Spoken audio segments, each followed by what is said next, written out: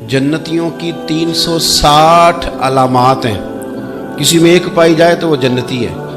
हज़रत सिद्दीक़ अकबर अर्ज़ करते हैं, हुजूर मेरे अंदर भी कोई है? तो हुजूर ने फरमाया, अबू बकर तेरे अंदर तो 360 सारी की सारी पाई जाती है, सारी की सारी पाई जाती है।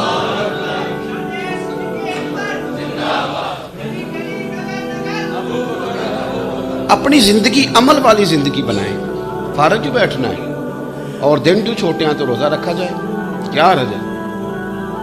अगर मौका मुयस्सर आ गया है, आप घर में हैं, तो जरूरी तो नहीं ना ये कह के जाए भाई अपना है, वो दूर भी है तो चले गए छुट्टी लेके भी जनाजे में। तो मुसलमान करीबी चला गया सही अकीदा, उसके जनाजे में जाया जाए। आपको पता चल गया कि फलान जगह मैं पहुंच सकता हूं मिस्कीन गरीब के लिए, तो जाएं। इसलिए हुजूर सल्लल्लाहु अलैहि वसल्लम ने फरमाया, क़यामत के दिन कुछ लोगों को आवाज़ आएगी एक दरवाजे से, कहा जाएगा रोज़ादार आ जाओ भाई, ये जन्नत का वो दरवाज़ा जहाँ से रोज़ादार गुजरेंगे। हुजूर फरमाते एक दरवाज़ा वो होगा जहाँ से पक्के नमाजी इधर आ जाओ भाई, ये दरवाज़ा नमाजियों के लिए। हाजी आ जाओ जी इधर, ये दरवाज़ा हाजियों के लिए। मुजाहिद आ जाओ, गाजी आ जाओ, ये दरवाज़ा तुम्हारे लिए। जो जो नेकी करता रहा दरवाजे से आवाज़ आएगी, हर बंदे के अमल के मुताबिक दरवाजे से आवाज़ आएगी।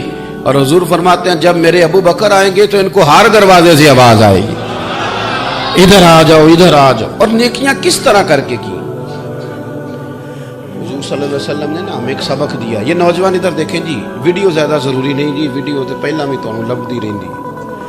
अज तो असीं पक्के लभे हैं, साडी गल कोई सुनो, कोई साडे नाल करो। आप मेहरबानी करें, बात सुने। और माशाल्लाह जितने लोग आप आए हुए हैं ना, इतनी बड़ी तादाद में, तो अगर आप आज इस पहलू को थोड़ा थोड़ा, मैं ये नहीं कहता कि आप कोई इनकलाब बर्पा कर देंगे, ज़रा गौर तो करें मैं क्या कह रही हूँ। सही मुस्लिम, इसको तकरीर ना समझें, ये थोड़ा सा दर्स है, नसीहत है, इस पर आप गौर करें। हज़रत सैयदना इमाम मुस्लिम ने मुस्लिम शरीफ में हदीस लिखी है, नबी पाक अलैहिस्सलाम ने फरमाया नेकी को छोटा नहीं समझना, नेकी को छोटा नहीं समझना। या रसूलुल्लाह सल्लल्लाहु तआला अलैहि वसल्लम नहीं समझेंगे। हुजूर ने फरमाया नेकी को छोटा ना समझना, हो सके तो अपने भाई से मुस्कुरा के बात ही कर लो। एक हदीस में फरमाया नेकी को छोटा ना समझना, चाहे गली से कांटा ही उठा दो, यानी नेकी शुरू तो करो ना, कोई करो तो सही। किसी अंधे को सड़क ही पार करा दो, किसी से वजन नहीं उठाया जा रहा तो साथ मिलके उसके सर पे रखवा दो, कोई नेकी करो तो सही। हमारे दाएं बाएं नेकियों की लाइनें होती हैं, पर तब नेकी करेंगे ना जब हमारा नेकी करने का इरादा, हम ये समझते हैं शायद 10,000 रुपया मस्जिद देना ही सिर्फ नेकी है ना। मस्जिद में 10,000 देना भी नेकी है, और मस्जिद में झाड़ू देना भी नेकी है। एक बार 10,000 नहीं, वो झाड़ू दे, कोई काम तो करे ना भाई, नेकी करें। हजरत सिद्दीक़ अकबर की नेकियों का मंजर क्या है? हर वक्त नेकी, हर वक्त नेकी, खैर का काम, वो चल रहे हैं, ड्यूटी कर रहे हैं। अल्लाह ताला ने इंसान को याद कराया है कि तूने इबादत अपने रब की करनी है, और फरमाया रब तुम्हारा वो है जिसने तुम्हारे लिए जमीन को फर्श बनाया है, आसमान को छत बनाया है, और आसमान से पानी बरसा के तो जमीन से फल उगाए हैं, रिज़्क़न लकुम, वो भी तेरे खाने के लिए उगाए हैं। वो जो आसमान से बारिश बरसा के जमीन से सब्ज़ा और फल उगाए हैं, तो वो भी तेरे लिए। जब सारा कुछ तेरे लिए बनाया तो तू भी तो इबादत करना अपने रब की, फिर किसी को उसका शरीक ना ठहरा। एक चैलेंज भी किया कुरान मजीद ने इस रुकू के अंदर। कहा करते थे मक्के के लोग कि आप कुरान मजीद की आयतें नबी करीम अलैहिस्सलाम से कहा करते थे कि माज़अल्लाह आप खुद बनाते हैं, बना के लाते हैं। तो अल्लाह करीम ने फरमाया व इन कुंतुम फी रैबिम मिम्मा नज़्ज़लना अला अब्दिना फ़अतू बिसूरतिन मिन मिस्लिही, अगर तुम्हें शक हो ना इसमें जो हमने बंदा खास पे नाजिल किया है, तो तुम भी इस जैसी एक सूरत बना के लाओ। पढ़े लिखे तो तुम भी हो ना, मक्के में तुम भी रहते हो, तो एक सूरत बना के लाओ। कुरान मजीद हमसे छीना गया है साजिश के तहत, इसलिए कि जिस कौम को कुरान आ जाता है ना, फिर कोई काफिर उसका मुकाबला नहीं कर सकता। देखे ना, अगर काफिरों के पास जवाब होता कुरान पाक का, तो बदर और ओहद में ना कोई आयत बना के लाते कुरान के मुकाबले की, तलवारें लेके ना आते, उनके पास जवाब ही नहीं था। और कयामत तक किसी काफिर के पास कुरान मजीद का कोई जवाब قرآن کا کوئی جواب، قسم اللہ کی جواب کوئی نہیں قرآن کا، اس کا کوئی جواب نہیں۔ کیا بات ہے قرآن پاک کی؟ وہ ایک دفعہ مسلمہ کذاب بے ایمان کہنے لگا میں نے بنا لیا ہے قرآن پاک کا جواب۔ معاذ اللہ، جواب کیا بنایا؟ وہ سورت ہے نا القاریۃ ما القاریہ وما ادراک ما القاریہ، کھڑکھڑانے والی کیا ہے، کھڑکھڑانے والی تمہیں کیا پتا کیا ہے، کھڑکھڑی قیامت کا ذکر ہے۔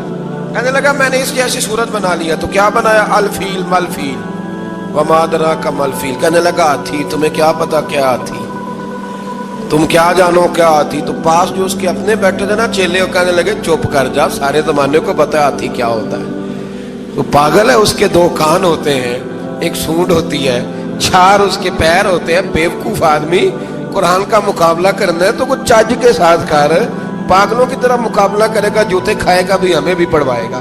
تو قرآن مجید کا کوئی مقابلہ کر سکا؟ تو اس آیہ مبارکہ میں اللہ نے کافروں کو یہ کہا اگر مقابلہ نہیں کر سکتے تو پھر اللہ سے ڈرو، ورنہ دوزخ میں ڈالے جاؤ گے، وہ جس کا ایندھن آدمی اور پتھر ہے، اور بنائی بھی کافروں کے لیے گئی ہے۔ اعدت للکافرین، جہنم کس کے لیے بنائی گئی ہے؟ کافروں اور منافقوں کے لیے۔ مسلمانوں کے لیے بنائی گئی، مسلمان مرضی سے چھلانگے لگائیں تو ان کی موج ہے، ورنہ ان کے لیے جہنم، ان کے لیے اللہ نے جنت بنائی ہے۔ اور یہ بات کرتے ہی رب کریم نے فرمایا اے محبوب علیہ الصلوۃ والسلام، مومنوں کو خوشخبری دے دیں کہ اللہ نے ان کے لیے جنت بنائی ہے، اس میں باغات ہیں، انہیں رزق دیا جائے گا کھانے کے لیے، اور اس میں انہیں پاکیزہ بیویاں دی جائیں گی، اور پھر وہ اس میں ہمیشہ رہیں گے، انہیں اس سے نکالا نہیں جائے گا۔ آگے جو آیات کریمہ ہے نا، اس کے اندر اللہ تبارک و تعالیٰ نے فرمایا ہے کہ اللہ حیا نہیں کرتا سمجھانے کے لیے، مچھر کی مثال بھی دینی پڑے۔ فرمایا قرآن سے کچھ لوگ ہدایت حاصل کرتے ہیں اور کچھ گمراہ ہو جاتے ہیں۔ جب لوگ اپنی مرضی کی تشریحات چاہتے ہیں تو گمراہ ہوتے ہیں، اور جب قرآن کو رسول اللہ صلی اللہ علیہ وسلم اور امت مسلمہ کی تشریحات کی روشنی میں سمجھتے ہیں تو پھر اللہ ہدایت عطا فرماتا ہے۔ پھر اللہ تبارک و تعالیٰ نے آگے ارشاد فرمایا حضرت آدم کی پیدائش کا واقعہ۔ کچھ مفسرین نے لکھا ہے اللہ نے مشورہ کیا تھا فرشتوں سے، وَإِذْ قَالَ رَبُّكَ لِلْمَلَائِكَةِ إِنِّي جَاعِلٌ فِي الْأَرْضِ خَلِيفَةً، لیکن کچھ مفسرین کہتے ہیں کہ اللہ کو ضرورت نہیں فرشتوں سے مشورہ کرنے کی، اللہ نے فرشتوں سے مشورہ نہیں کیا، بلکہ رب نے انہیں آگاہ فرمایا تھا کہ میں لگا ہوں زمین پہ اپنا نائب بنانے، میں خلافت دینے لگا ہوں زمین پہ۔ اب یہ تو دینے والی کی مرضی ہے نا اس نے کس کو دینی ہے، یہ تو دینے والے کی مرضی ہے نا اس نے۔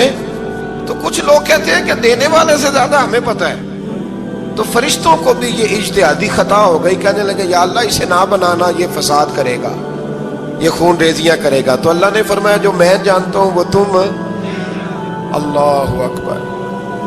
امام راضی فرماتے جب رمضان آتا ہے تو اللہ فرشتوں سے کہتا ہے ذرا یہ کھول کے دروازے دیکھو نا یہ زمین پہ کیا کر رہے ہیں، تم تو کہتے تھے فساد کریں گے اور یہ سارے تراویحیں پڑھ رہے ہیں، تم تو گویا کہتے تھے فساد کریں گے اور یہ تو دیکھو گویا رمضان کے روزے رکھ رہے ہیں، یہ تو میری یاد میں نکلے ہوئے، تم کچھ کہتے تھے اور دیکھو میں نے تمہیں کہا تھا نا جو میں جانتا ہوں وہ تم۔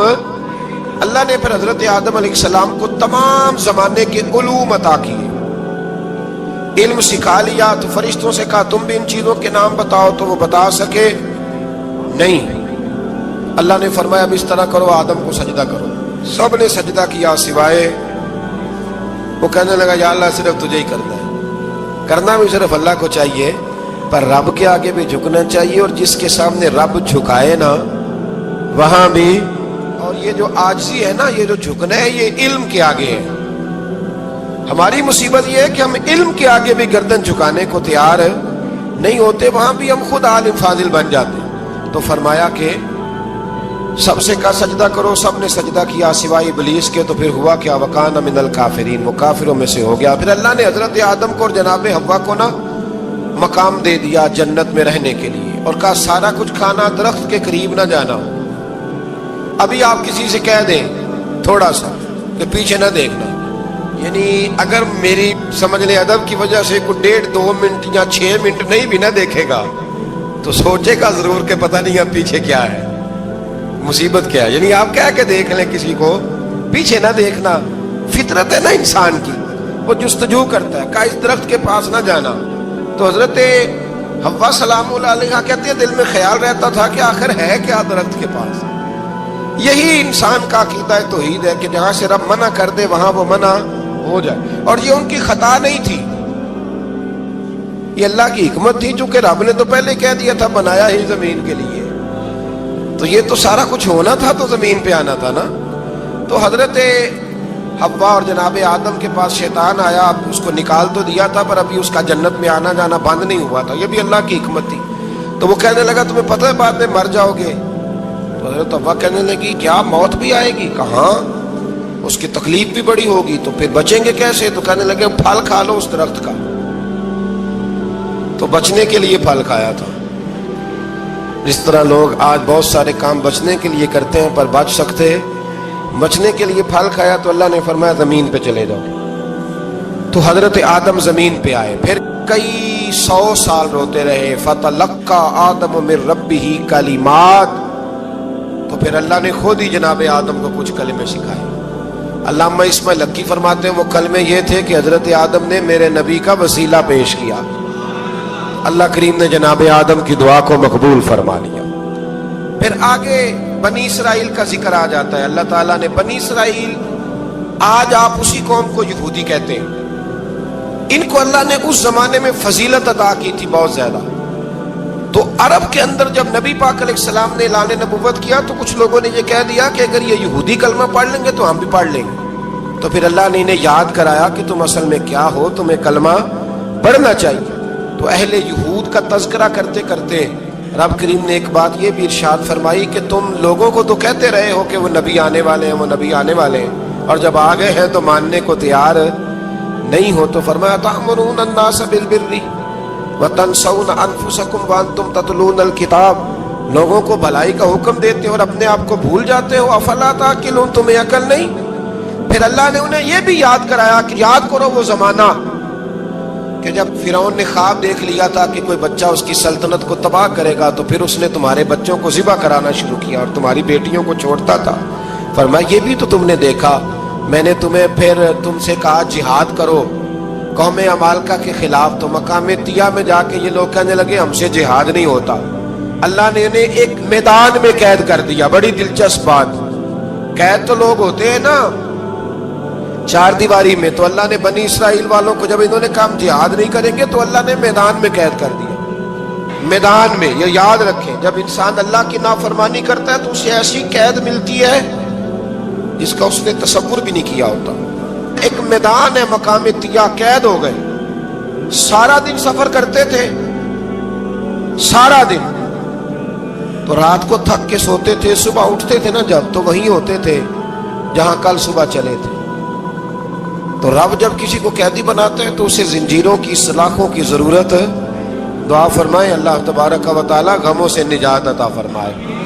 یہ دعا فرمائے, ایسی قید دیتا ہے کہ جس سے پھر چھٹکارا ہو سکتا. تو بنی اسرائیل کا بہت زیادہ تذکرہ اس بارے میں اللہ تبارک و تعالی نے پھر بیان کیا, اور پھر کہا کہ انہیں جو حکم دیا جاتا تھا یہ اس کی سرتابی کرتے تھے. پھر اللہ نے ان پر ذلت نازل کر دی اور یہ ہمیشہ اس کا شکار رہے. قوم سبت کا ذکر فرمایا اللہ نے, ہفتے والے دن کچھ لوگ نافرمانی کرتے. ہمارے بھی ہیلے بہانے ہیں نا آج کل کاروبار میں. تو اسی سپارے کی آیت نمبر 65 کے اندر اللہ تعالیٰ نے حضرت داؤد کی قوم کا ذکر کیا کہ اللہ نے انہیں حکم دیا تھا کہ ہفتے والے دن مچھلیاں نہیں پکڑنی. تو وہ کہتے تھے چلو ہاتھ لگا کے نہیں پکڑنی, ہاتھ لگا کے. وہ ہمارے لوگ ہیلے بہانے تلاش کر لیتے ہیں نا, وہ بڑے جناب انشورنس والا آ گیا, اب وہ بینک والا آ گیا, وہ فلانے صاحب آ گئے, وہ تروڑ مروڑ کے کہانیاں باتیں, اور پھر ہمیں بھی رستے مل جاتے ہیں بچنے کے. مفتی صاحب نے کہہ دیا تھا, ایک مولانا سے میں نے ان کو کہا ہفتے والے دن مچھلیاں نہیں پکڑنے کا, نہیں پکڑتے, چھوٹے چھوٹے حوض بنا لیے. تو مچھلیاں زیادہ آتی تھی اس دن, یہ بھی اللہ کی قدرت تھی. نماز کے وقت گاہک زیادہ آتے ہیں, یہ اس کی قدرت ہوتی ہے. تو وہ مچھلیاں حوض میں جمع ہو جاتی ہیں. یوں سمجھ لیں کہ جال انہوں نے لگا لیے ہوئے تھے, تو جال میں وہ پھنستی رہتی تھی, حوضوں میں آتی رہتی تھی.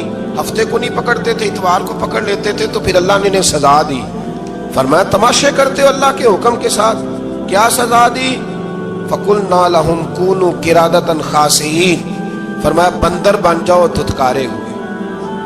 جو رزق حرام طریقے سے کماتے تھے رب انہیں بندر بنا دیتا تھا. ابھی بھی میں نے دیکھے ہیں بڑے بڑے تاجر پاگلوں جیسی زندگی گزار رہے ہیں. نفسیاتی طور پہ سکون نہیں ہے, کروڑوں روپیہ پڑا ہے. کیوں؟ اس لیے کہ رب کے بتائے ہوئے طریقے کے مطابق تجارت نہیں کرتے. آگے ایک اور دلچسپ بات آ گئی. بنی اسرائیل کے اندر نا ایک شخص نے اپنے چچا کو قتل کر دیا جائیداد کے لیے. یہ دیکھیں کب سے لوگ جائیداد کے لیے قتل کرتے آ رہے ہیں. چچا کو قتل کر دیا, اور قتل کر کے حضرت موسیٰ علیہ السلام کے پاس آئے کہ میرے چچا کو کسی نے قتل کر دیا ہے, تو بتائیں کیا کرنا ہے. تو آپ نے فرمایا کہ گائے ذبح کرو اور اس کا ایک ٹکڑا مقتول کو مارو, مرنے والے کو, وہ خود اٹھ کے بتا دے گا مجھے کس نے قتل کیا. اب ارادہ نہیں تھا گائے ذبح کرنے کا تو بہانے کرنے لگے. ارادہ نہیں نہ ہوتا تو پھر کیا ہوتے ہیں, کہنے لگے گائے کس طرح کی ہو, بوڑھی ہو کہ بچی ہو, رنگ کیسا ہو, جوان ہو کہ چھوٹی ہو, حال میں ایک دفعہ چلنا سیکھ گئی ہو یا ابھی نہ سیکھی ہو. تو بتاتے گئے تو رب بھی شرطیں بیان کرتا گیا. گہرے زرد رنگ کی ہو, حال کے اندر اسے نہ چلایا گیا ہو, پانی نہ نکالا گیا ہو, نہ بچی ہو نہ جوان ہو, اس کے درمیان ہو. یہ ساری شرطیں کہاں پائی جاتی تھی؟ حضرت موسیٰ علیہ السلام کی قوم کا ایک شخص تھا جو اللہ کا ولی تھا. وہ جب انتقال کرنے لگا نا, اللہ اکبر, دیکھو رب ولیوں کی اولادوں پر بھی کتنا فضل فرماتا ہے. وہ جب انتقال کرنے لگا تو ایک اس کے پاس چھوٹی سی بچیا تھی, گائے کی بچی, اس نے جنگل میں چھوڑ دی. کہنے لگا یا اللہ میں تیرے نام پہ چھوڑتا ہوں, میرا بچہ جوان ہو جائے تو اسے دے دینا, اور تو سرمایہ ہی کوئی نہیں. بچہ بڑا ہوا تو بچہ بھی بڑا نیک تھا, اپنی ماں کا بڑا فرما بردار تھا. اس کی ماں نے کہا بیٹا تیرے باپ نے ایک گائے چھوڑی تھی. تو بچہ جنگل میں گیا اور جا کے کہنے لگا اے اللہ میری گائے مجھ سے ملا دے. تو رب کریم نے وہ گائے واپس کر دی. وہ گائے گھر لے آیا. اب وہ کہنے لگا اماں بیچ دوں, تو اماں کہنے لگی بیٹا میرے پوچھے بغیر نہ بیچنا. کئی دفعہ کہا لگے پر اس نے کہا جب تک میری اماں نہ کہے گی میں بیچوں گا. ادھر بنی اسرائیل والے شرطیں جتنی گائے کے بارے میں پوچھ چکے تھے وہ ساری اسی گائے میں پائی جاتی. تو یہ ڈھونڈتے ڈھونڈتے وہاں پہنچ گئے. تو کہنے لگے گائے چاہیے. تو اس نے کہا بھی تمہاری مرضی سے نہیں, قیمت میری مرضی کی.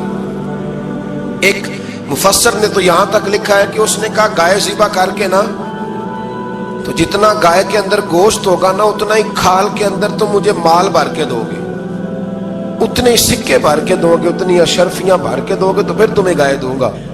تو پھر یہ گائے انہیں ملی اور یہ گائے لے کر کے آئے. زیادہ سوالات نہ کرتے تو زیادہ الجھتے نہ. ہم بھی دین کے معاملے میں بڑے سوال جواب کرتے ہیں, اتنا سوال کریں جتنی اس کی ضرورت ہے. ان لوگوں نے سوالات زیادہ کیے تو پھر الجھ زیادہ گئے. تو میرے بھائی اس کا ذکر بھی اللہ تبارک و تعالیٰ نے پہلے پارے کے اندر بیان فرمایا. پھر اللہ کریم نے فرمایا کہ کچھ ایسے لوگ بھی ہیں یہودیوں میں سے جن کا دعویٰ ہو گیا ہے کہ ہم اللہ کے بڑے پیارے ہیں. فرمایا یہ صرف ان کے منہ کی باتیں, یہ تو قیامت میں پتہ چلے گا نا کہ اللہ کا پیار کس کے ساتھ زیادہ ہے. اور پھر یہ بھی یہودیوں نے دعویٰ کیا ہے, اسی پارے میں اللہ فرماتے ہیں کہ ان کا دعویٰ ہے کہ ہم اللہ کے بڑے پیارے ہیں, جنت میں ہم ہی جائیں گے. تو اللہ فرماتا ہے پھر مرنے کی دعا تو کرو, جنت میں تو مر کے جانا ہے نا. لیکن رب فرماتے ہیں یہ کبھی مرنے کی دعا نہیں کریں گے, اس لیے کہ انہیں پتہ ہے کہ ہم نے آخرت کے لیے کیا بھیجا. لیکن جی پہلا حکم آ گیا یا ایھا الذین آمنوا کہہ کے, پہلی آیت قرآن پاک پہلے سپارے میں پہلی آیت جس میں اللہ نے کہا یا ایھا الذین آمنوا. تو پہلا حکم آمنوا کہہ کے آیت نمبر 104 میں جو اللہ نے حکم دیا ہے نا وہ نبی پاک کی تعظیم کا حکم. پہلا حکم ہی اللہ نے حضور کی عزت اور ناموس کا ارشاد فرمایا. پہلا اس ترتیب کے لحاظ سے وہ ہوا یہ کہ جب نبی پاک کو بات ارشاد کرتے تو صحابہ کرام اٹھ کے عرض کرتے رائینا یا رسول اللہ, حضور سمجھ نہیں آئی ذرا رعایت کر دیں. تو یہودیوں کی عبرانی زبان کے اندر نہ ذرا کھینچ کے پڑھتے تھے رائینا, تو اس کا معنی بنتا تھا معاذ اللہ اے ہمارے چرواہے. بکریاں چرانے والے کو بھی وہ رائینا کہتے تھے. تو جب صحابہ یہ کہنے لگے تو اللہ نے منع ہی کر دیا. فرمایا میرے محبوب کے غلاموں, اس لفظ کے پیچھے چھپ کے, اس لفظ کے پیچھے چھپ کے لوگ میرے نبی کی بے ادبی کر جاتے ہیں. تو جس لفظ کا کوئی ایک معنی بے ادبی والا بنتا ہو وہ لفظ بھی میرے نبی کے لیے نہ کہو. لفظ وہ والے کہو جس میں کوئی بے ادبی کا معنی نکلے نہ.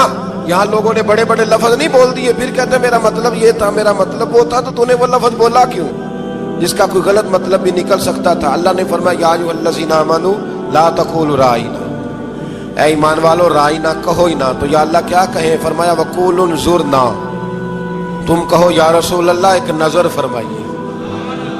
انداز دیکھیے انظرنا ایک نظر. تو ہمارے بزرگ تو پہلے ہی بڑے پیار والوں نے کہہ دیا یا رسول اللہ انظر حالک. کہتے کہاں سے لاتے ہو جملے؟ میں نے کہا اللہ کی کتاب سے. یا رسول اللہ انظر حالنا یا حبیب اللہ اسمع قالا. تو تم کہو انظرنا محبوب نظر کرم کرے، واسمعوا، اور کیا ضرورت ہے دوبارہ پوچھنے کی؟ اللہ کہتے ہیں پہلے ہی دھیان سے سنا کرو، پہلے ہی واسمعوا پہلے ہی احتیاط سے سنو. وللکافرین عذاب الیم، اور کافروں کے لیے دردناک عذاب ہے. لے جی اسی پارے میں اللہ تبارک و تعالیٰ نے پھر اہل یہود کا ذکر کیا. تو یہود کہنے لگے کہ ہم حضرت ابراہیم کے ماننے والے ہیں. تو اللہ کریم نے وہ بھی ذکر کیا کہ میں نے تو ابراہیم کو آزمایا ہے. وَإِذِ ابْتَلَىٰ إِبْرَاهِيمَ رَبُّهُ بِكَلِمَاتٍ فَأَتَمَّهُنَّ، ہم نے ابراہیم کو کچھ چیزوں سے آزمایا ہے، وہ ہماری آزمائش پہ پورے اترے. قَالَ إِنِّي جَاعِلُكَ لِلنَّاسِ إِمَامًا، تو پھر ہم نے انہیں کہا کہ ہم آپ کو پوری دنیا کا امام بنائیں گے. وہ آزمائش کیا تھی؟ آگ میں جانا بھی آزمائش، بیٹے کا نہ ہونا بھی آزمائش، بیٹا ہوا تو پھر اسے وادی غیر ذی زرع ان میں چھوڑ کے آنا بھی آزمائش، بڑا ہوا تو پھر ذبح کرنا بھی آزمائش. فرمایا جہاں جہاں آزمایا ہے نا ابراہیم ہماری آزمائش میں پورے اترے. فرمایا تو مفت میں حضرت ابراہیم کی اولاد بنتے ہو اور ان کا نام لیتے ہو اور ان کے ساتھ اپنا تعلق بناتے ہو، دیکھو تو صحیح وہ کتنی آزمائشوں سے گزرے. تو اس کا بھی اللہ نے اسی میں ذکر فرمایا. اور پھر وہ بات کرتے تھے حضرت یعقوب کی اور حضرت اسحاق کی. تو فرمایا وہ تو ہمارے اتنے خاص بندے تھے کہ وصال کا وقت بھی انہوں نے اپنی اولادوں کو نصیحت فرمائی تھی کہ اللہ کی توحید پہ قائم رہنا. اس کا ذکر بھی اللہ نے اسی پارے میں بیان فرمایا. اور جو حضرت ابراہیم اور جناب اسماعیل نے کعبہ تعمیر کیا تو اس کا ذکر بھی اللہ تعالیٰ نے اسی بارے میں فرمایا. فرمایا جب وہ کعبہ بنا رہے تھے تو کہہ رہے تھے ربنا تقبل منا، کہہ رہے تھے اے اللہ بنا ہم نے دیا ہے پر مہربانی فرما ہم سے قبول فرما لے. تو جو آیہ کریمہ آخر میں عرض کرنا چاہتا ہوں اس پر بھی تھوڑی توجہ فرمائیں گے تو بات بڑی نکھر کے باہر آئے گی. یہ 16ویں رکوع کے اندر اللہ نے پھر یہود کا اور عیسائیت کا ذکر فرمایا. تو اللہ کریم نے ایک بات ارشاد فرمائی. یہودیوں کے ہاں جب کوئی بچہ پیدا ہوتا تھا پیلے رنگ کے ساتھ اس کو رنگتے تھے، یا کوئی خاص رنگ تھا ان کا. بچہ پیدا ہوتا تو اس پر وہ رنگ چڑھاتے کہ یہ جی ہمارے مذہب کا رنگ ہے. ہمارے ہاں بھی رسمیں ہیں نا اپنی اپنی، معذرت اپنی اپنی نہیں ہونی چاہیے، اللہ رسول کا حکم ہونا چاہیے. تو یہودیوں کے ہاں بچہ پیدا ہوتا تو ایک خاص رنگ چڑھاتے، عیسائیوں کے ہاں پیدا ہوتا تو وہ بھی ایک خاص رنگ چڑھاتے. تو مسلمانوں کے ہاں بچے پیدا ہوئے تو انہوں نے بھی توجہ کی کہ یہ کیا ہو رہا ہے. تو رب کریم نے فرمایا صبغۃ اللہ، رنگ اللہ کا ہی ہے. ومن احسن من اللہ صبغہ، اور فرمایا اللہ کے رنگ سے زیادہ خوبصورت کس کا رنگ ہو سکتا ہے؟ اللہ کا رنگ کیا ہے؟ لا الہ الا اللہ محمد الرسول اللہ صلی اللہ علیہ. فرمایا نیلے پیلے کالے رنگ نہ چڑھاؤ، اپنے ذہن پر توحید و رسالت کا رنگ چڑھاؤ. یہ سب سے بہترین رنگ ہے. اگر تمہارے ذہنوں پر رب رسول کی توحید کا رنگ چڑھ گیا تو یہ وہ والا رنگ ہے، پھر تمہیں کسی اور رنگ کی طرف جانے کی ضرورت نہیں پڑے گی. تو فرمایا رنگ وہ پیدا کرو جو توحید کا ہے، رسالت کا ہے، اس رنگ کی توجہ کرو. قرآن مجید کے اس پارے میں اللہ کریم نے مختلف باتیں بیان کر کے آخری رکوع میں یہ جو رنگ کا ذکر فرمایا نا تو یہ لگتا ہے پورے پارے کا خلاصہ ہے کہ رب کریم نے فرمایا اصل بات یہ ہے کہ تمہاری سوچوں پہ رب رسول کی توحید و رسالت کا رنگ ہونا چاہیے. ہر وقت بچہ پیدا ہو کوئی دنیا سے جائے تو رنگ کس کا ہونا چاہیے؟ اللہ رسول کے دین کا. تو دقیانوس نام کا ایک بادشاہ ہوا بنی اسرائیل کے اندر، بڑا ظالم تھا. اس نے گمراہی پھیلا دی اور جو لوگ معاذ اللہ کفر اور شرک نہیں کرتے تھے انہیں قتل کروا دیتا تھا. تو 7-8 نوجوان اپنا ایمان بچا کے بھاگے. او ہو اللہ ساری دنیا مال بچا کے بھاگتی ہے، وہ 7-8 نوجوان اپنا ایمان بچا کے بھاگے کہ یہ ہمیں کہیں کفر کی طرف نہ لوٹا دے، تو جا کے ایک غار کے اندر چلے گئے، تو ایک کتا بھی ان کے ساتھ ہو گیا۔ انہیں کتے کو بڑے روڑے مارے کہ یہ اگر بھونکے گا، آواز نکالے گا تو ہم پکڑے جائیں گے، ہم نے تو چھپنا ہے۔ پر اس کو نہ ولیوں سے پیار ہو گیا تھا، اس نے کہا بھگاؤ جتنا مرضی مجھے، فطرت میری ہے کہ میں بھونکتا ہوں، پر جب اللہ کے ولی ہوں تو پھر میں ادب کرتا ہوں۔ یہ قرآنی واقعہ ہے۔ اچھا، یہ عین وہ واقعہ ہے قرآن مجید کا کہ جو بہت ساری چیزوں پر ویسے ہی نص ہے اور بہت ساری زبانیں ویسے ہی گونگ ہو جاتی۔ تو وہ 6-7 لوگ تھے، وہ چلے گئے غار کے اندر، جا کے انہوں نے پناہ لے لی۔ بادشاہ کو پتہ چل گیا کہ غار کے اندر ہے۔ اچھا، اللہ کی قدرت جیسے ہی داخل ہوئے انہیں نیند آ گئی، یہ سو گئے۔ اور قرآن مجید کہتا ہے، قرآن مجید کے یہ لفظ ہے کہ کتا غار کے منہ پر بازو پھیلا کے بیٹھ گیا، گویا اپنے مالکوں کی خدمت کر رہا ہے۔ اب میاں صاحب کی ایک بات کر لیں درمیان میں، میاں صاحب فرماتے ہیں جنہ تنا وچ عشق نہ رچیا، کتے ہونا تھی چنگے، اور چلو مالک دیکھ کر راکھی کر دے، صابر بھوکے ننگے۔ یہ دیکھو نا کہ اتنا تو ان کے اندر بھی کمال ہے، اپنے نا دونوں بازو پھیلا کے، کتا بھی غار پہ بیٹھ گیا۔ ان کو نیند آ گئی، بادشاہ نے پتہ کرایا کہاں بھاگ کے گئے، تو کہا وہ غار کے اندر ہیں۔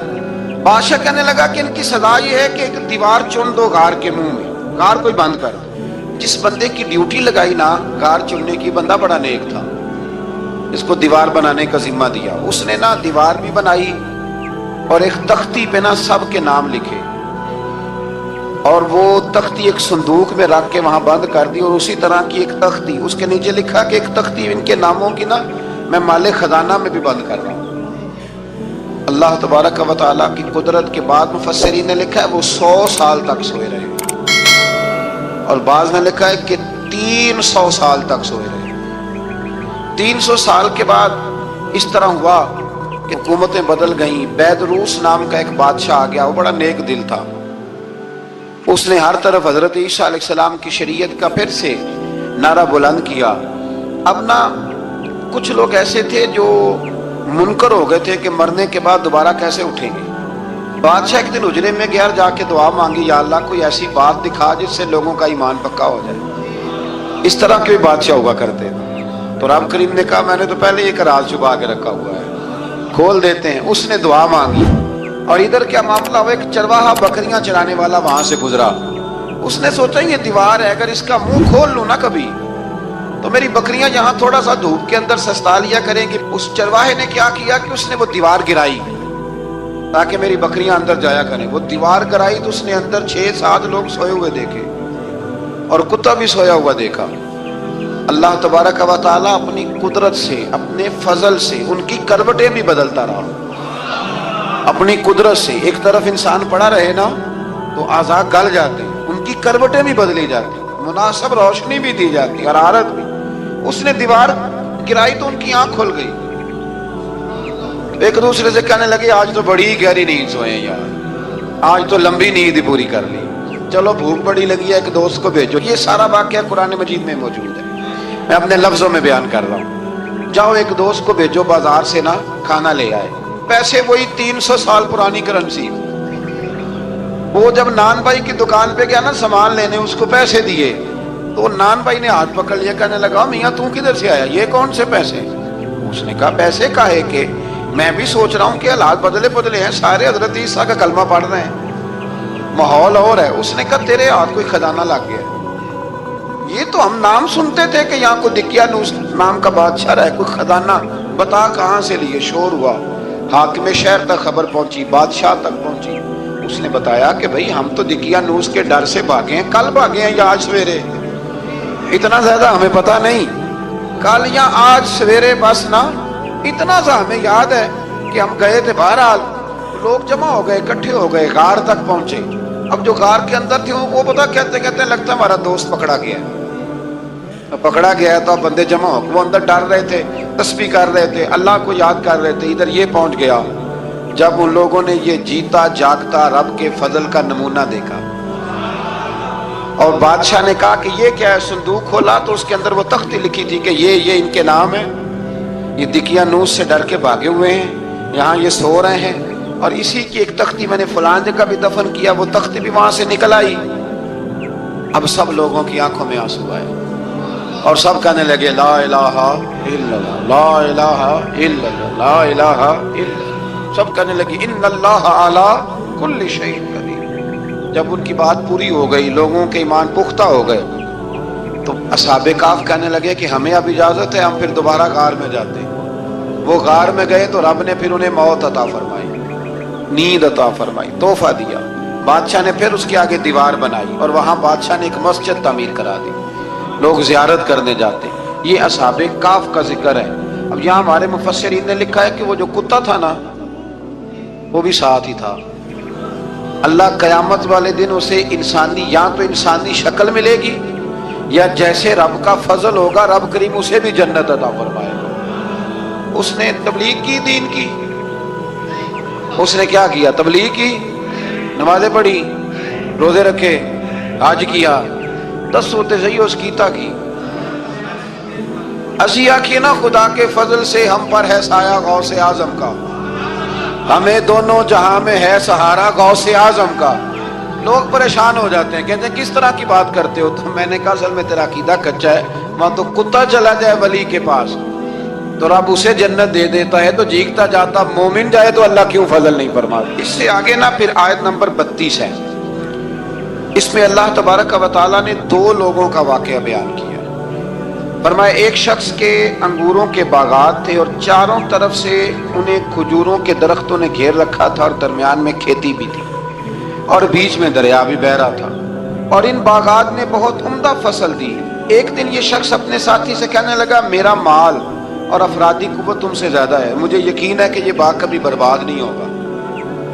اول تو مجھے قیامت کا یقین ہی نہیں معاذ اللہ، لیکن اگر قیامت آئی تو مجھے وہاں سے بھی بہتر مال ملے گا۔ اس کے دوسرے ساتھی نے کہا تو اپنی اصل کو بھول گیا ہے اور تو نے اپنے خالق کی ناشکری کی جو کہ وحدہ لا شریک ہے۔ اگر تم نے باغ میں داخل ہوتے وقت ماشاءاللہ لا قوت الا باللہ کہہ دیا ہوتا تو یہ تمہارے حق میں بہتر ہوتا۔ اگرچہ مال اور اولاد میں تم سے کم ہوں، لیکن میرا ایمان یہ ہے کہ اللہ تعالیٰ مجھے اس سے بہتر نعمت عطا کرے گا، اور آسمان سے کوئی آفت آئی اور تمہارا باغ تباہ و برباد ہو جائے گا، یا اگر اس کا پانی زمین میں دھس گیا تو پھر تم اسے تلاش نہ کر پاؤ گے۔ بالآخر اس شخص کا باغ برباد ہو گیا۔ وہ جو کہتا تھا نا مجھے یقین نہیں قیامت نہیں آئی، اس کا باغ ہی، اور وہ کفِ افسوس ملتے ہوئے کہنے لگا کاش میں نے شرک نہ کیا ہوتا، لیکن پھر اس کا کوئی نہ مددگار تھا اور نہ حمایتی۔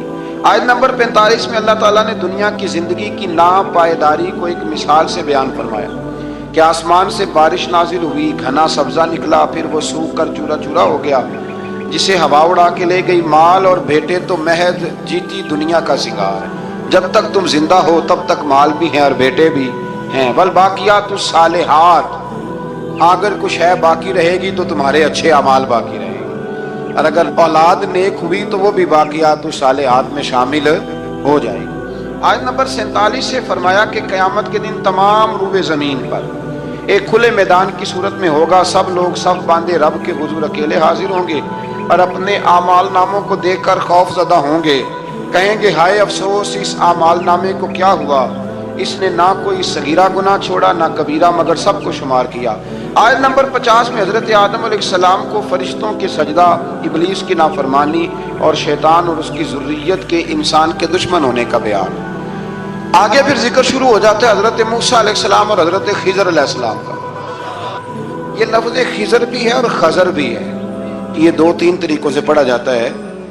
حضرت خضر کے بارے میں مختلف روایات ہیں کہ یہ ولی ہیں کہ نبی ہیں، لیکن مضبوط رائے اکثر بزرگوں کی یہی ہے کہ یہ بھی اللہ کے نبی ہیں، اور بعض نے لکھا ہے یہ ہمیشہ سے زندہ ہیں۔ یہ 2 اللہ کے نبی حضرت الیاس علیہ السلام اور حضرت خضر علیہ السلام، یہ دونوں ہر سال حج میں بھی جاتے ہیں، ہر سال حج میں بھی جاتے ہیں، کیونکہ ایک روایت ملتی ہے کہ محبوب کریم علیہ السلام حج پہ گئے تو فرمایا میں الیاس اور خضر کو پہاڑوں سے اترتے ہوئے دیکھ رہا ہوں۔ تو جن کو اللہ نے کھلی آنکھیں دی ہوتی ہیں پھر انہیں زیارت بھی ہوتی ہے، انہیں یہ نظر بھی آتے ہیں۔ حضرت خضر علیہ السلام کو اللہ نے علم لدنی عطا فرمایا، یہ علم لدنی اللہ جس کو اپنے پاس سے عطا کر دے اس کو علم لدنی کہتے ہیں۔ حضرت موسیٰ علیہ السلام ایک دن تقریر کرتے ہوئے کسی نے پوچھا کہ آپ سب سے بڑے عالم ہیں، فرمایا الحمدللہ۔ اللہ کریم نے فرمایا نہیں ہے موسیٰ کلیم، آپ سے بڑے بڑے بھی ہیں، بڑے بڑے لوگ ہیں۔ ہمارے یہاں مسئلہ ہے پا نہ پڑی اور لوگ مناظرہ کرنے آتے ہیں، کئی دفعہ لوگ نا مسئلہ بتاتے ہیں تو میں کہتا ہوں جناب آپ نے بتا دیا کہ اب آپ نے حکم کرنا ہے، اب آپ نے حکم کرنا ہے۔ کبھی کبھی کچھ لوگ ایسی باتیں کرتے ہیں وہ جی آپ ایک بندے کا نام لیتے ہیں ذکر کرتے ہیں، تو میں نے کہا چلو ہم نے بھی کہیں کچھ پڑھا ہی ہوگا نا تبھی تو ذکر کرتے ہیں، لیکن جو آتے ہیں نا لوگ وہ مشورہ تمہارے دور میں ہے ہی نہیں، جس نے جو لائن پڑھ لیا وہ اس پہ پکا ہو گیا، سارا نہیں نہ پڑھا، سارا پڑھے پھر بات سمجھ میں آتی ہے۔ حضرت موسیٰ کلیم اللہ کے نبی ہیں اور کیا بات ہے ان کی، اور یہ بھی اللہ کا فضل ہوا حضرت موسیٰ نے یہ بات کی تبھی تو ہمیں اتنی شاندار حکمتوں کے پھول ملے، یہ بھی حضرت موسیٰ کا ہی کمال ہے۔ تو حضرت موسیٰ نے کہا کہ اے اللہ وہ جو مجھ سے بڑا ہے عالم ہے وہ کہاں ملے گا جس سے میں حکمت کی بات سیکھوں؟ تو فرمایا جہاں مجمع البحرین ہے نا، دو دریا ملتے ہیں، وہاں وہ ملے گا۔ حضرت موسیٰ کلیم سے اللہ نے فرمایا کہ جاؤ جہاں دو دریا ملیں گے نا وہاں تمہیں وہ شخص ملے گا۔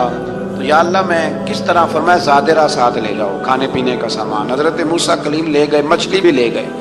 فرمایا یہ مچھلی جہاں تمہارے برتن سے نکل کے دریا میں داخل ہو وہاں دریا میں شگاف پڑ جائے گا، وہاں وہ تمہیں شخص ملے گا۔ حضرت موسیٰ نے اپنے خادم حضرت یوشع بن نون علیہ السلام کو بھی ساتھ لیا۔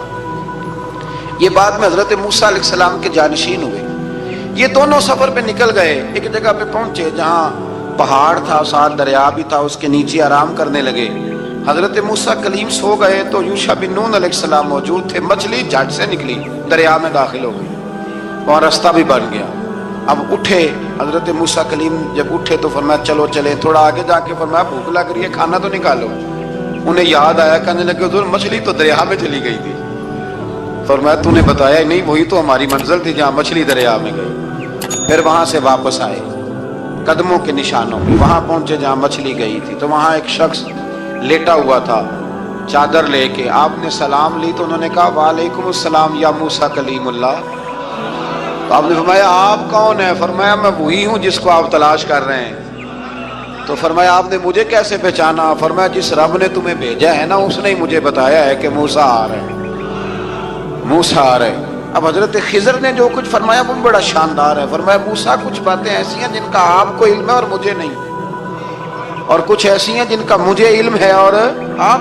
اللہ اکبر، یہ کبھی ہماری سمجھ میں بات آ جائے، یہ کبھی سمجھ میں آ جائے۔ کچھ باتیں ایسی ہیں جس کا مجھے علم ہے اور یہ بڑے بڑے سیانے بندے نہیں مانتے، بڑے بڑے میں عالم ہوں جی، تو آپ عالم ہیں میاں ایک شعبے کے، لیکن بہت سارے دنیا میں شعبے ہیں نا، دین کے عالم کا درجہ سب سے بڑا ہے، لیکن قانونی مشاورت کرنی ہے تو آپ وکیل سے کریں، گاڑی کے بارے میں پوچھنا ہے تو کسی مکینک سے پوچھیں، لیکن آپ بن کے نہ بیٹھ جائیں۔ فرمایا جس کا آپ کو علم ہے مجھے نہیں، اور جس کا مجھے علم ہے ان میں سے آپ کو نہیں۔ تو کہا میں پھر آپ کے ساتھ رہنا چاہتا ہوں اور میں وہ سیکھنا چاہتا ہوں جو آپ بتا رہے ہیں۔ تو حضرت خضر فرمانے لگے صبر کر لیں گے میرے ساتھ؟ یہ سب سے مشکل کام ہے، یہ سب سے، یعنی ہر بات کی تو یہاں لوگوں کو وضاحت چاہیے۔ کھانسے بھی تو آپ کو بتانا پڑے گا کھانسے کیوں، ہنسے بھی تو آپ کو بتانا پڑے گا ہنسے کیوں۔ کوئی بزرگ ہیں، بزرگوں کی باتوں میں حکمتیں ہوتی ہیں، لیکن ہم حکمت کی طرف جانے کو تیار نہیں ہوتے، ہمیں تو فوری طور پہ جواب چاہیے، حل چاہیے۔ حضرت موسیٰ علیہ السلام جناب خضر کے ساتھ چلے، فرمایا صبر کروں گا، میں چلتا ہوں آپ کے ساتھ۔ دریا کے قریب گئے کشتی میں بیٹھنے کے لیے تو کشتی والوں نے حضرت خضر کو پہچان لیا، بغیر کرائے کے سوار کرایا، اور جب پار اترنے لگے تو حضرت خضر نے کشتی کا ایک تختہ ہی توڑ دیا۔ حضرت موسیٰ کہنے لگے یہ آپ نے کیا کیا؟ انہوں نے نیکی کی، آپ نے تختہ توڑ دیا۔ فرمایا آپ کو کہا تھا نا آپ نے صبر نہیں کرنا، آپ کو کہا تھا نا۔ فرمایا چلو میں صبر کروں گا۔ تھوڑا آگے گئے تو ایک نوجوان لڑکا، ابھی چھوٹی عمر ہے، وہ ملا۔ حضرت سیدنا خضر علیہ السلام نے اسے قتل ہی کر دیا۔ فرمانے لگے آپ نے قتل ہی کر دیا؟ ایک قرآن مجید ہے بھائی، میں کبھی کبھی سوچتا ہوں یہ ہم کسی درویش کی بات سناتے تو بندے اڑ جاتے، فتوے نکلتے کہ نہ نکلتے؟ میرا خیال ہے ہر مسجد سے نکلتے، اور فتوے ایک ایک جتنے مسجد میں نمازی ہوتے سب کے ہاتھوں میں فتوے ہوتے۔ قتل کر دیا، قتل ہی ہو گیا بندہ۔ تو حضرت سیدنا موسیٰ علیہ السلام فرمانے لگے آپ نے قتل ہی کر دیا۔ فرمایا میں نے کہا تھا نا آپ نے صبر نہیں کرنا۔ آپ فرمانے لگے چلو اگر اب میں بولا نا تو بے شک آپ مجھے علیحدہ کر دیجیے۔ حضرت موسیٰ کلیم اب بولا تو علیحدہ کر دیا۔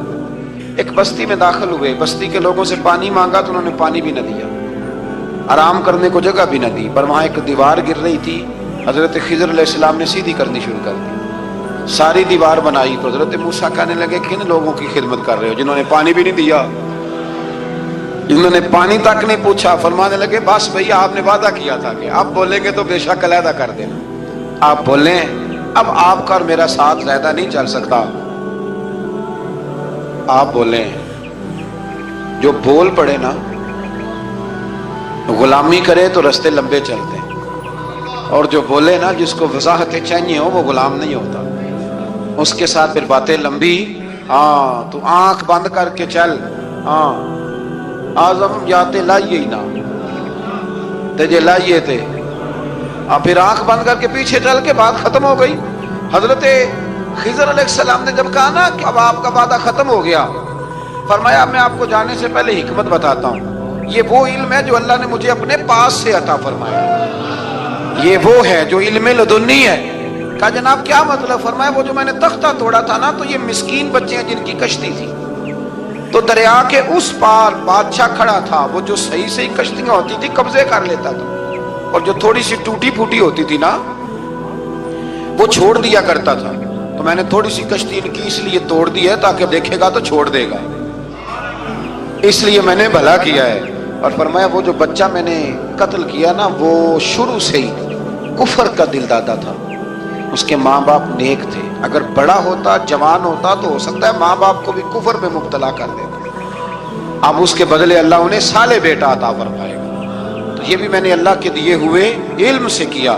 اور فرمایا یہ جو دیوار میں نے نبی ہو کے یا ولی ہو کے مزدوری کر کے دیوار بنائی ہے نا، اللہ اکبر، فرمایا یہ دیوار عام لوگوں کی نہیں، یہ یتیم بچوں کا خزانہ ہے دیوار کے نیچے، یہ گر جاتی تو خزانہ ظاہر ہو جاتا، اور بچائی اس لیے ہے کہ وَكَانَ أَبُوهُمَا صَالِحًا، ان بچوں کا باپ نیک آدمی تھا، ان کا باپ، قاضی ثناء اللہ صاحب پانی پتی فرماتے ہیں ڈائریکٹ باپ نہیں تھا، 7ویں نسل میں جا کے باپ بنتا تھا۔ سن لیں یہ بھی بات، ایک بندہ نیک ہو تو اس کی 7 نسلوں تک رب خزانوں کی بھی حفاظت فرماتا ہے۔ اب آپ اندازہ فرمائیں کہ بات کتنی دور تک جاتی ہے۔ بزرگوں کی باتوں میں نا حکمتیں ہوتی ہیں، دانائیاں ہوتی ہیں۔ یہ طریقت کے جو لوگ ہوتے ہیں انہیں سبق یہ دیا جاتا ہے کہ آمنا وصدقنا، ماننا ہے اور تصدیق کرنی۔ ہمارا معاملہ یہ ہے کہ یہاں وضاحت دینی پڑتی ہے، وہ جی وہاں کیا ہوا تھا، وہ جو گاڑی آپ کے پاس ہے تو وہ کہاں سے آئی، تو وہ جو کل آپ نیا جوڑا پہن کے آئے تھے تو وہ کدھر سے آیا۔ تو جو لوگ وضاحتیں مانگتے ہیں وہ اپنے نہیں ہوتے، ان کا غلامی کا رشتہ نہیں ہوتا، حبیب اور ہوتا ہے شریک اور ہوتا ہے، شریک وضاحتیں مانگتے ہیں، حبیب محبت کرتے ہیں۔ ہمارا آج سب سے بڑا المیہ یہ ہے، سب سے بڑا، کہ ہم کسی حکمت کے تحت کوئی بندہ اگر کوئی کام کر رہا ہے تو مجبوری ہے کہ ہمیں وہ حکمت بتائی جائے، ایسا نہ کریں۔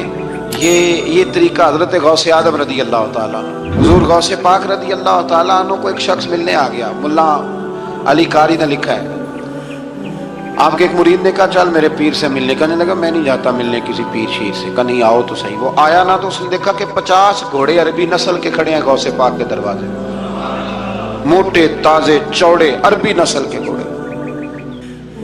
اس کے دل میں خیال آیا، کہنے لگا یار سواری کے لیے اگر رکھے ہیں تو ایک بھی کافی تھا، 50 کی کیا ضرورت تھی۔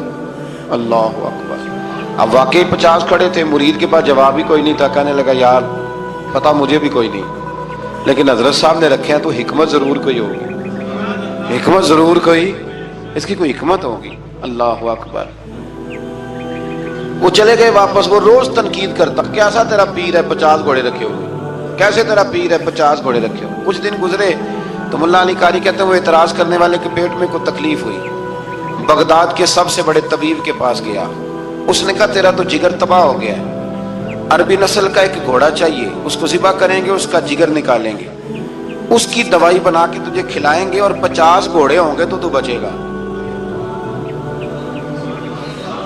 اب پریشان ہو گیا، کہنے لگا گھوڑے ہیں تو صحیح، پر جو میں حال کر رہا ہوں گا گھوڑے تو نہیں ملیں گے، میرا تو جوتوں والا کام ہے، وہ شاید مل جائیں۔ لیکن جب انسان مرنے لگتا ہے تو پھر اس کو ڈوبتے کو تنکے کا سہارا۔ اپنے دوست کے پاس گیا، کہنے لگا چل تیرے پیر کے پاس چلے۔ اس نے کہا تجھے نہیں لے کے جانا، تو تنقید کرتا ہے، کہتا ہے ایک دفعہ چاہیے کیا؟ کہا گھوڑے۔ کہنے لگا تیرے لیے رکھے ہیں کوئی، جا دوڑ جا، میرے حضرت صاحب کی ضرورت کیا ہے؟ لیکن جب غوث اعظم کی خانقاہ میں داخل ہوئے نا تو حضور غوث اعظم اٹھ کے ملے۔ اللہ والے دلوں میں باتیں نہیں رکھتے، ماتھا چوما اور فرمانے لگے میاں تو ایک دن نا میری گلی سے گزر رہا تھا تو میری تیرے اوپر نظر پڑی، تو مجھے نظر آیا تو بیمار ہوگا اور تیرا علاج عربی نسل کے 50 گھوڑوں کی وجہ سے ہوگا، تو میں نے تیرے لیے لا کے کھڑے کیے ہوئے، تیرے لیے ہی کھڑے کیے ہیں۔ اب تو نا گھر بھی لے جانے کی ضرورت نہیں، چارہ بھی میرے مرید ہی ڈال دیا کریں گے۔ تو اس طرح کرنا، روز آنا ایک گھوڑا لے جانا، پھر اگلے دن آنا تو دوسرا۔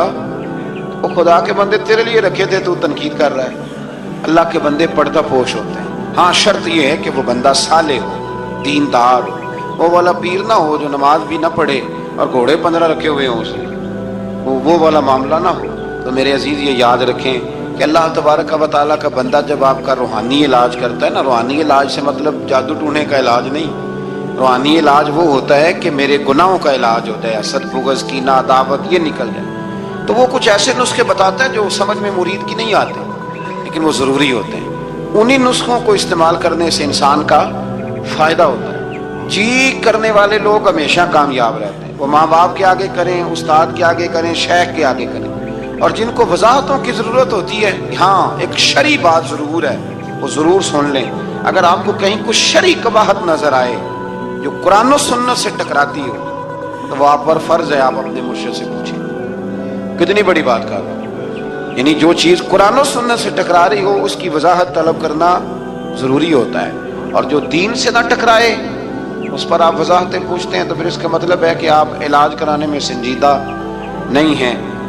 فرمایا پاک ہے وہ ذات جس نے اپنے بندہ خاص کو سیر کرائی، مسجد حرام سے لے کر مسجد اقصیٰ تک۔ اور مسجد اقصیٰ کون سی؟ الذی بارکنا حولہ، جس کے ارد گرد ہم نے برکتیں رکھی ہیں، لنوریہ من آیاتنا، تاکہ ہم انہیں اپنی نشانیاں دکھائیں۔ معراج حضور کی سیر کا نام ہے۔ اللہ نے کہا محبوب آؤ اپنی سلطنت کی سیر کر لو۔ معراج حضور کی سیر و سیاحت کا نام ہے، بس سیر کرنے گئے تھے محبوب، اور رات کے تھوڑے سے حصے۔ اور مسجد اقصیٰ وہ مسجد جس کے ارد گرد ہم نے برکتیں رکھی۔ مسجد کے اندر برکتیں ہوتی ہیں کہ ارد گرد ہوتی ہیں؟ الذی بارکنا حولہ، جس کے ارد گرد ہم نے برکتیں رکھی ہیں۔ تو مفسرین نے فرمایا کہ مسجد اقصیٰ کے ارد گرد انبیاء کے مزارات تھے، تو فرمایا کہ اس کے ارد گرد ہم نے برکتیں رکھی ہیں۔ جہاں نبی کا وجود ہو وہاں برکت ہوتی ہے، جہاں ولی کا وجود ہو وہاں برکت ہوتی ہے۔ لنوریہ من آیاتنا، تاکہ ہم انہیں اپنی نشانیاں دکھائیں۔ واقعہ معراج ظاہر ہے ایک تفصیلی اور ایک بڑا حیرت انگیز اور محبوب کی عظمت اور شانوں والا واقعہ ہے۔ تو اللہ تبارک و تعالیٰ نے 15ویں پارے کا اور سورہ بنی اسرائیل کا آغاز اسی آیت سے فرمایا ہے۔ آیت نمبر 4 سے بیان ہوا ہے کہ بنی اسرائیل کو بائبل میں بتا دیا گیا تھا کہ وہ زمین میں 2 مرتبہ فساد اور سرکشی کریں گے، چنانچہ یہ دونوں مواقع آئے اور اللہ نے ان پر جابر بندے مسلط کیے۔ آیت نمبر 11 میں اللہ تعالیٰ نے فرمایا کہ انسان بڑا ہی جلد باز ہے، اسے بڑی جلدی ہے، بڑی جلدی کرتا ہے۔ آیت نمبر 12 میں بتایا کہ ہم نے نظام لیل و نہار کو اپنی قدرت کی 2 نشانیوں، اور ہم نے دن کو روشن بنایا تاکہ تم اپنے رب کا فضل تلاش کرو اور سالوں کی گنتی اور حساب کو جان لو۔ آیت نمبر 13 سے بتایا کہ ہم نے ہر انسان کا اعمال نامہ اس کے گلے میں لٹکا دیا ہے، یعنی اللہ کی قضاء و قدرت میں جو طے ہے وہ ہو کے رہے گا، اور قیامت کے دن یہ اعمال نامہ ایک کھلی ہوئی کتاب کی صورت میں ہوگا۔ بندے سے کہا جائے گا اپنا اعمال نامہ پڑھو، آج تم خود ہی احتساب کرنے کے لیے کافی ہو، جس نے ہدایت کو اختیار کیا تو اسی کا فائدہ اسی کو پہنچے گا، اور جس نے گمراہی کو اختیار کیا تو اس کا وبال بھی اسی پر آئے گا۔ اور کوئی بوجھ اٹھانے والا دوسرے کا بوجھ نہیں اٹھائے گا، اور ہم اس وقت تک عذاب دینے والے نہیں جب تک کہ اتمام حجت کے لیے ہم رسول نہ بھیج دیں۔ اگلی آیت میں قدرت کا ایک قانون بیان کیا گیا ہے کہ جب ہم کسی بستی والوں کو ہلاک کرنے کا ارادہ کرتے ہیں تو اس کو عیش و عشرت کا دل دادہ لوگوں کو اپنے احکام بھیجتے ہیں، پھر وہ ان احکام کی نافرمانی کر کے عذاب کے مستحق ہوتے ہیں، اور یوں ہم ان کو تباہ و برباد کر دیتے ہیں۔ پہلے قومیں عیش میں پڑتی پھر تباہ ہوتی۔ اللہ تعالیٰ اپنے محبوب کی غلامی والی زندگی عطا فرمائے۔ اللہ آیت نمبر 18 میں فرمایا کہ جو صرف دنیا کے فائدے کا طلبگار ہو تو ہم اس کو اس دنیا میں جتنا چاہیں دے دیتے ہیں، اور پھر اس کا انجام جہنم ہوتا ہے۔ اللہ فرماتا ہے تو دنیا مانگے گا تو میں دے دوں گا، یہ نہیں کہ ملے گی نہیں، لیکن دنیا ہی ملے گی۔ پھر جنت اللہ سے مانگیں، ربنا آتنا فی الدنیا حسنہ وفی الآخرۃ حسنہ، یا اللہ دنیا بھی اچھی کر کے دے اور آخرت بھی ہمیں اچھی کر کے عطا فرما۔ آیت نمبر 21 میں ایک دوسرے پر دنیا میں فضیلت کا ذکر کرتے ہوئے فرمایا کہ آخرت کے بڑے بڑے درجے ہیں اور ان کی فضیلت بھی بہت بڑی ہے۔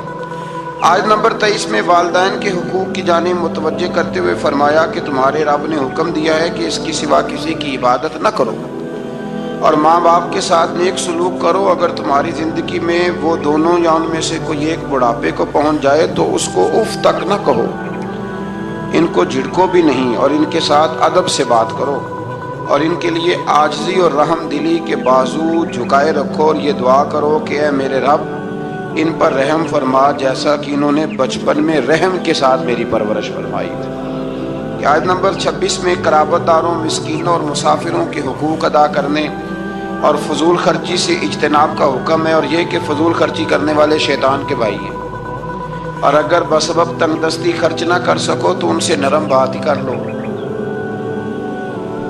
فرمایا رشتہ داروں پہ خرچ کرو، اپنی ذات پہ فضول خرچی نہ کرو، اور اگر تم خرچ نہیں کر سکتے، غریب ہو تو کم از کم اخلاق کا مظاہرہ ہی کر لو۔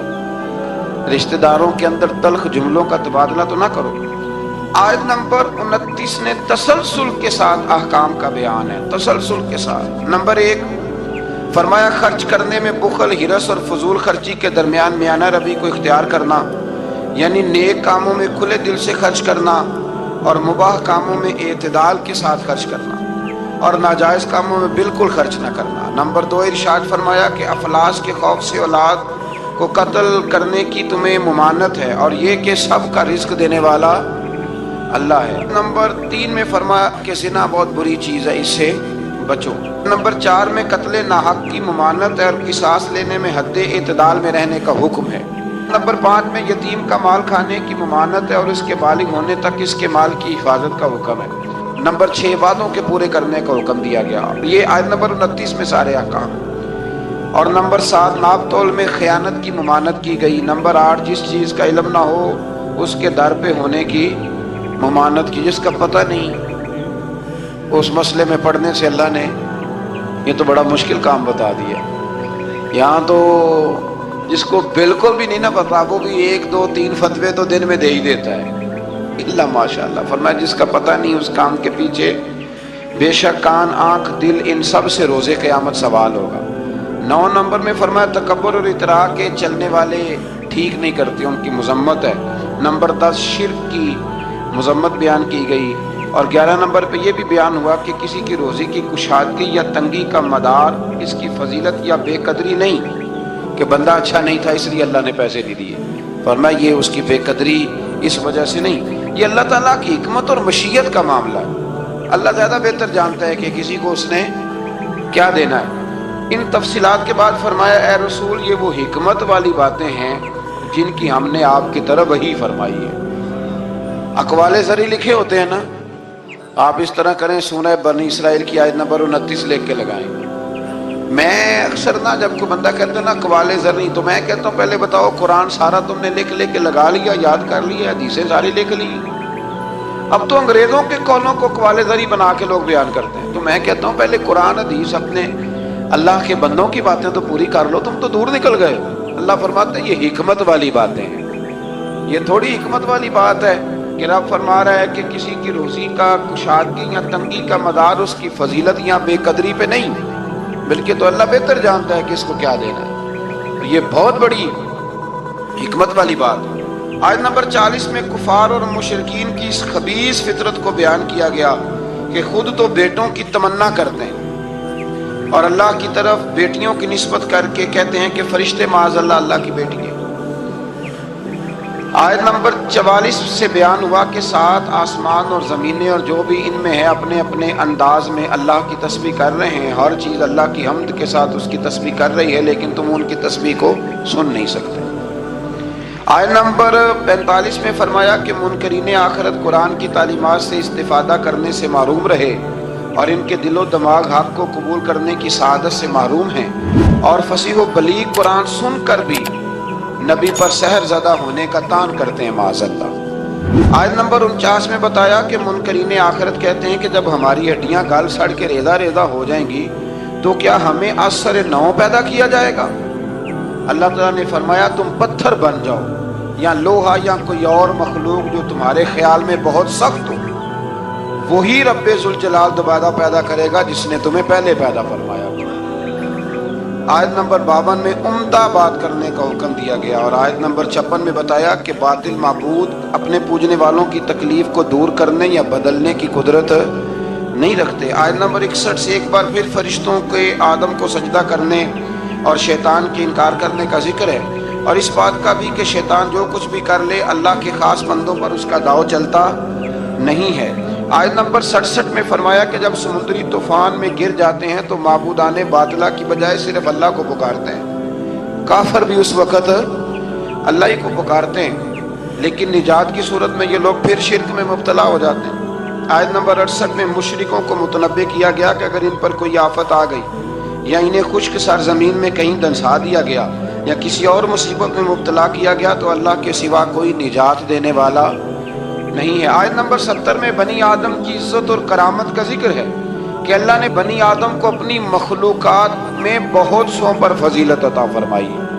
آیت نمبر 71 میں انسانوں کو اپنے پیشواؤں کے ساتھ بلائے جانے، دائیں بائیں اعمال نامے لینے والوں کو کامیابی کا بیان ہے، اور جو دنیا میں حق سے اندھا ہے وہ آخرت میں بھی اندھا ہے. قیامت میں اس کا کوئی پیشوا ہوگا اسی کے ساتھ ہی بلایا جائے گا. جو ساری زندگی کہتا رہے میں مانتا ہی نہیں کسی کو، کوئی امام نہیں، کوئی تقلید نہیں، کوئی شے نہیں، تو وہ کدھر جائے گا؟ ہاں اسی کے ساتھ جائے گا. اللہ تبارک و تعالیٰ سمجھنے کی توفیق عطا فرمائے. پھر اللہ تبارک و تعالیٰ نے آیت نمبر 73 سے کفار کے آپ صلی اللہ علیہ وسلم کو رائے حق سے ہٹانے کے باطل ارادوں کا ذکر فرمایا. اللہ تعالیٰ نے حق کے راستے میں آپ کی ثابت قدمی کو اپنا فضل قرار دیا ہے. آپ کو جزیرہ عرب سے نکالنے کی کفار کی سازش کا ذکر کرتے ہوئے فرمایا کہ وہ ایسا کرنے میں کامیاب ہو بھی جائیں تو برے انجام سے بچ سکتے نہیں. اشارتاً 5 نمازوں کا حکم فرمایا، فجر کی فضیلت کا بیان کیا، نماز تہجد کی ترغیب، اور رسول اللہ صلی اللہ علیہ وسلم کے لیے مقام محمود جو مقام شفاعت کبریٰ ہے، جہاں کھڑے ہو کے رسول پاک امت کی سفارش فرمائیں، عطا کیے جانے کا بیان ہے. آیت نمبر 81 سے حق کی آمد اور باطل کے نیست و نابود ہونے کا بیان ہے، اور یہ کہ قرآن میں اہل ایمان کے لیے شفا بھی ہے اور رحمت بھی ہے. آیت نمبر 83 میں انسان کی اس فطرت کا ذکر ہے کہ نعمتوں پر ناشکری اور مصیبت پر نا امیدی کا اظہار کرتا ہے، یہ اس کی فطرت ہے. آیت نمبر 85 میں اس امر کا بیان ہے کہ یہود نے رسول اللہ صلی اللہ علیہ وسلم سے روح کے بارے میں سوال کیا تو اللہ تعالیٰ نے فرمایا کہ اے رسول صلی اللہ علیہ وسلم کہہ دیجئے کہ روح میرے رب کے امر سے ہے اور تم کو محض تھوڑا سا علم عطا کیا گیا. اس سے یہ بتانا مقصود ہے کہ جن چیزوں کی حقیقت جاننے پر ہدایت اور نجات موقوف نہیں نا، ان کے در پہ ہونے کی تمہیں ضرورت بھی نہیں ہے. آیت نمبر 88 میں ایک بار پھر قرآن کی مثل لانے کا چیلنج اور کافروں کے عجز کا بیان. آیت نمبر 90 سے مشرکین مکہ کے بعد فاسد مطالبات کا ذکر کرتے ہوئے فرمایا کہ انہوں نے کہا ہم اس وقت تک آپ پر ایمان نہیں لائیں گے حتیٰ کہ آپ ہمارے لیے زمین سے پانی کا کوئی چشمہ جاری کر دیں، یا کھجوروں اور انگوروں کے باغات کے مالک بن جائیں جن کے نیچے نہریں بہہ رہی ہیں، یا آپ ہمیں جس عذاب سے ڈراتے ہیں وہ لے آئیں، یا آسمان کو ٹکڑے ٹکڑے کر کے ہم پہ گرا دیں، یا اللہ اور فرشتوں کو ہمارے سامنے بے حجاب کر دیں، یا آپ کے لیے سونے کا گھر ہو، یا ہم آسمان پر چڑھ جائیں اور پھر آسمان سے ہم پر کتاب نازل کریں جس کو ہم پڑھیں۔ ان سب مطالبات کے جواب میں اللہ نے فرمایا اے رسول صلی اللہ علیہ وسلم کہہ دو میرا رب ہر عیب سے پاک ہے، میں کوئی شعبدے باز نہیں ہوں، بلکہ میں تو اللہ کا وہ بندہ ہوں جسے اللہ نے اپنا رسول بنا کے بھیجا ہے۔ یہ کچھ لوگ نا شعبدوں کی باتیں کرتے ہیں، آج بھی کرتے ہیں، فلانے پیر صاحب ہیں جی، یہ جو کچھ لوگ بڑے بڑے نادان ہیں نا، یہ ساری آپ پڑھ لیں آیت نمبر 90، تو وہی سارے سوالات ہیں جو آج کا بد مذہب ولیوں کے بارے میں کرتا ہے، کہتا ہے اگر ایسے ہیں تو پھر یہ کر دیں، پھر وہ کر دیں۔ او خدا کے بندو، ولی شعبدے دکھانے نہیں آتے، بندوں کو رب سے ملاتے ہیں، ان کا کام پیغام حق دینا ہے، ان کا یہ کام نہیں ہے۔ آیت نمبر 94 سے کفار مکہ کے اس اعتراض کا ذکر ہے کہ اللہ نے بشر کو رسول بنا کے کیوں بھیجا، استغفر اللہ، یعنی کوئی فرشتہ کیوں نہیں بھیجا؟ اللہ تعالیٰ نے فرمایا رسول صلی اللہ علیہ وسلم کہہ دو اگر زمین میں فرشتے بستے اور اطمینان سے چلتے پھرتے تو ہم ان پر آسمان سے فرشتہ ہی رسول بنا کے نازل کرتے۔ اگر فرشتوں کی طرف رسول بنانا ہوتا تو پھر کس کو بناتے؟ فرشتوں کو، یعنی نبی اور رسول جس مخلوق کی طرف مبعوث ہوئے اسی کے جن سے ہوتے ہیں۔ ان آیات میں یہ بھی بتایا کہ منکرین آخرت کو ان کے منہوں کے بل اندھا، گونگا اور بہرا بنا کر اٹھایا جائے گا اور ان کا ٹھکانہ جہنم ہے۔ آیت نمبر 100 میں فرمایا کہ آپ کہیے اگر بالفرض تم میرے رب کی رحمت کے خزانوں کے مالک ہوتے تو تم خرچ کے ڈر سے ان کو روکے رکھتے، اور دراصل انسان ہے ہی بخیل، یہ کنجوس ہے، یہ اللہ کی دی ہوئی توفیق سے بھی اس کے رستے میں خرچ کرنے کو تیار نہیں ہوتا۔ آیت نمبر 101 سے موسیٰ علیہ السلام کو 9 معجزات عطا کیے جانے، فرعون کا آپ کو ساحر کہنے، فرعون کے غرق ہونے اور بنی اسرائیل کے زمین میں آباد ہونے کا ذکر ہے۔ آیت نمبر 105 میں قرآن مجید کو بتدریج تھوڑا تھوڑا نازل کر کے نازل کرنے کی حکمت یہ بتائی گئی کہ رسول ان پر ٹھہر ٹھہر کے پڑھیں گے، ان کے لیے قرآن کو سمجھنے میں آسانی ہوگی۔ مشرکین مکہ اعتراض کرتے تھے کہ کبھی آپ اللہ کہتے ہیں کبھی رحمان کہتے ہیں، ہم تو رحمان کو نہیں جانتے، تو اللہ نے فرمایا رسول کہہ دیجئے کہ معبود برحق کو تم اللہ کہہ کے پکارو یا رحمان کہہ کے پکارو، تم اسے جس نام سے بھی پکارو گے سب اسی کے نام ہے، اور اسے پکارنے میں میانہ روی سے کام لو۔ آخری آیت میں فرمایا کہ اللہ کی نہ کوئی اولاد ہے، نہ کوئی اس کی سلطنت میں اس کا شریک ہے، نہ اسے کسی مددگار کی ضرورت ہے، اور آپ اس کی کبریائی کو بیان کرتے رہیے۔ آگے شروع ہو جاتی ہے سورہ کہف۔ اصحاب کہف کا نام تو سنا ہے نا ماشاءاللہ آپ نے۔ پہلے اس کی فضیلت میں ایک حدیث نہ بیان کروں؟ نبی کریم صلی اللہ علیہ وسلم نے فرمایا، یہ مسلم شریف کی حدیث ہے، دجال آئے گا قیامت کے قریب اور بڑے لوگوں کو گمراہ کرے گا، تو حضور نے فرمایا جو سورہ کہف کی 10 آیات زبانی یاد کر لے نا وہ دجال کے فتنے سے بچ جائے گا۔ اللہ تو